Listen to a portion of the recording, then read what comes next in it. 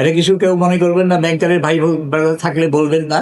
এখন এই ইন্স্যুরেন্সের বেশি যে অংশটা অতিরিক্ত যেটা আমরা দিচ্ছি, সেটা ওই মধ্যস্থকারীর পকেটে চলে যায়, ওখানে চলে যাচ্ছে। এখন দেখেন, 5,000 থেকে 6,000 কোটি টাকার যদি ব্যবসা প্রতি বছর বাংলাদেশে নন লাইফে হয়ে থাকে, আপনি যদি 30% করে যদি আউট অফ হয়ে যায়, তাহলে প্রায় 2,000 কোটির কাছাকাছি এইটা ওনাদের পকেটে যাচ্ছে, অথবা নন ইকোনমিক সেক্টরে চলে যাচ্ছে, অর্থাৎ ইকোনমিক ফাংশনে এটা কোনো কাজে লাগছে না। কারণ আপনি অবৈধ যে ইনকাম করবেন, যে ইনকামটা আপনি ফাও পাচ্ছেন, সেটা কিন্তু আপনি ভালো কাজে ব্যয় করছেন না, সেটাকে আপনার অন্যান্য কাজে ব্যয় হয়। আর আমাদের ইন্স্যুরেন্সের যারা লোক আছে, যারা ডেভেলপমেন্ট অফিসার বা যারা আছে, তারা ভিক্ষুকের মতো দাঁড়ে দাঁড়ে ঘুরে ব্যাংকে যেয়ে বসে তাদেরকে তাড়াই দেয়, আপনার আসার দরকার নেই, পকেটে যাচ্ছে। আমাদের ইন্স্যুরেন্স সেক্টরের যে ম্যান পাওয়ার ডেভেলপমেন্টটা একদম ধ্বংস হয়ে গেছে।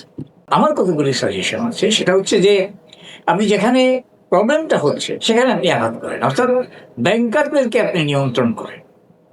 এখন ইন্স্যুরেন্স এবং ব্যাংক দুইটা সেক্টর মিনিস্ট্রি অফ ফাইন্যান্সের আন্ডারে, কাজে অসুবিধা তো কিছু নাই। আমি বারবার বলেছি, অনেকবার সাজেশন দিয়েছি, ইন্টারনেট চেয়ারম্যান সাহেবের সাথে দেখা করেছি, বিহিত চেয়েছে, বিহিত দিয়েছি যে আপনি বাংলাদেশ ব্যাংকের সাথে মিটিং করে থ্রু মিনিস্ট্রি অফ ফিনান্স, যে ব্যাংক এবং ইন্স্যুরেন্স কোম্পানি যেহেতু একই মিনিস্ট্রির আন্ডারে, এখানে আপনার কমিশনটা ব্যাংকের মাধ্যমে যেহেতু লেনদেন হয়, ব্যাংকাররা শুড ফলো দি ল।